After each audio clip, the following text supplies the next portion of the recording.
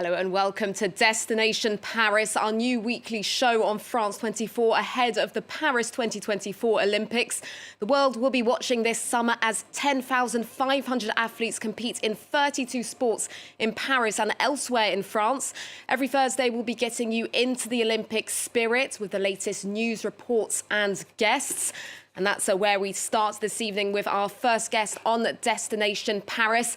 After making its debut in Rio 2016, the IOC Refugee Olympic Team will represent this summer more than 100 million people currently displaced worldwide. The Paris 2024 team is made up of 36 athletes from 11 different countries. One of them is Saman Soltani, originally from Iran. She'll be competing in the canoe sprint this summer and is currently training in Austria. Saman, thank you so much for joining us here on France 24 this evening. Just start by telling us a bit about your story and how exactly did you get into canoeing? Hello, nice to see you and hi to everyone. I'm Saman Soltani. I'm 27 years old. I'm originally from Iran. And 1.5 years ago, I arrived in Austria. That was not planned, but this was something that happened to me. And I had two choices because I was really in a bad situation. One choice was like get a depression and die somewhere, and the other choice was stand up one more time, fight for my dreams, for my biggest dream, which is Olympic. And this dream has come true, I think, on 2nd of May, which it was the official announcement of the IOC.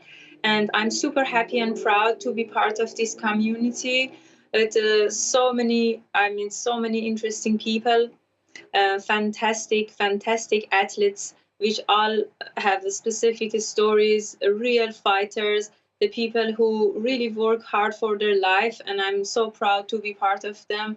And I will do my best to be a good athlete and part of this community in the Olympic Games.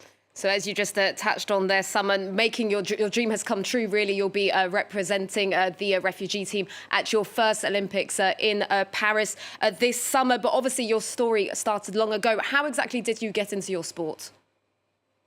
Actually, I started swimming when I was 6 years old. My parents always loved that I do some professional sport, and they took me to swimming. And actually, it's funny because I had the really fear from swimming, and I escaped 2 times from the swimming pool. But it was like my mom and my dad really pushed me, and I became champion in swimming, and afterward in artistic swimming. And I was multiple champion for 15 years in artistic swimming, but that was the limit because for the Iranian, because of the hijab, you cannot participate in any international races. So it's forbidden for the women. And then I started kayaking, and I won silver medal in Asian Championship in 2018.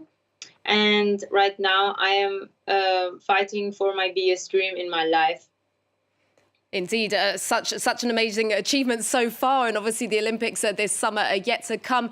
You mentioned it there, it's such a long process for an athlete to qualify for an Olympics. It's a lot of hard work. Just tell us a bit about your journey and your process since you've been training in Austria, and how will you be preparing over these next few months for the Olympics? Actually, as you mentioned before, we really train hard, and we train 3 to 4 times a day. So we paddle, we run, we swim, we do weightlifting, and also like mountain running. And we all really try hard to be in our best shape at the Olympics. Right now, I had my first international race, World Cup 1 in Szeged. And in 1 week, I will race in the World Cup 2 in Poznan. And I think my next competition will be the Olympic Games. Saman Soltani, thank you so much for joining us this evening. Congratulations for qualifying for Paris, and good luck with all your training over the next few months. I'm sure you're going to be working very hard. Thank you very much. I just want to say that never give up and work hard for your dreams. If you can dream it, you can achieve it, and just keep going. Such an inspiring story. Thank you so much, Saman, once again for joining us here on France 24. We'll be trying to follow you over the next few months. Bye, see you. Athletes from across the globe, as you just saw, there will be competing in Paris this summer. We're following a few of them as they prepare for the Games. We start with our series in Senegal, where Mbagnick Ndiaye, the judoka, is hoping to bring back a medal. While he lives and trains in France now, he keeps close ties to his home country. Our correspondents have been following his journey to Paris 2024, starting with the Olympics qualifiers in Dakar. Fighters warm up with Dakar's Judo Open set to get underway. Some 100 athletes from 28 countries are competing to qualify for the Olympic Games. Among them is Mbagnick Ndiaye, a third Dan black belt. The Senegalese fighter takes care to protect his joints ahead of the 2 contests he will face today. It's difficult to compete in front of a home crowd because there are high expectations. And considering my status in the sport, I'm the man to beat. At 2 meters tall and weighing 137 kilos, the African triple champion is the tournament favorite. With the spectators behind him, Mbagnick demolished his first opponent in 2 minutes 30 seconds, making it to the final.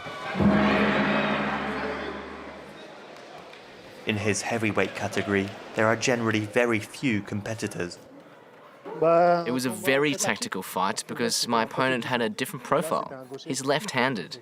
I had to approach it differently, letting him come to me and wait. He came and he fell right into my trap. Looking on are a group of judo aficionados and other fighters. They have seen their champion develop. Coach Moussa Sall trained Mbagnick at his dojo back when he was just an 8-year-old boy. I coached him to get him to the level he is today. All of Senegal is proud of him. The Momar Dieng dojo is proud of him. In his second fight, Mbagnick takes on a heavier but slower opponent. The contest lasts 4 minutes at most. Once they hit the ground, Mbagnick dominates the affair, securing an ippon, the maximum number of points possible. The contest brings him 1 step closer to Olympic qualification. Mbagnick only takes a minute to soak in the post-fight glory. He doesn't want to lose focus. The objective is the Olympic Games. We cannot lose track of that. I need to quickly forget about this medal and begin training again tomorrow to be able to win even more competitions. Working on mental preparation will be crucial. There is a huge amount of stress before each fight, and you need to know how to manage it. Physically and technically, he is as good as the best in the world. There are no problems there. As Mbagnick moves closer to his dream, he carries the hopes of a nation with him. A long journey, as we've heard this evening on our programme for athletes, that starts a long time before the Olympics. You can catch episode 2 of our series in Senegal next Thursday. Finally, surfing is making a comeback at Paris 2024 after making its Olympic debut in Tokyo. Competitors will be riding waves in Tahiti, nearly 16,000 kilometres away. A controversial decision for some, as France boasts many surfing spots, especially along its Basque coast. Pro surfer Ainhoa Leiceaga has turned down several competitions in a bid to reduce her carbon footprint. She's hoping to represent France at the 2028 Olympics. France 24's Jade Levin and Juliette Montilly went to meet her. Nothing compares to the ocean's energy. It's crazy.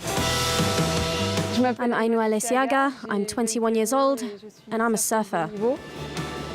I'm going to surf on the left, over there. Yes, it's big. I love the endless sensation you get, whether that's in the water or on the waves. They're different. But even when I'm in the water, I can already feel the ocean's energy and a sense of calm at the same time. And then when I'm surfing a wave, the sensations are crazy. The speed, the adrenaline. I started surfing when I was 9 years old with my sister, with little bodyboards we bought from the supermarket. I absolutely loved it and I wanted more. The sensation you get when riding a wave is just incredible, and I haven't stopped ever since. She wanted to give it a go and we said, why not? We live next to the ocean, it's very practical, and there was no stopping her once she got started.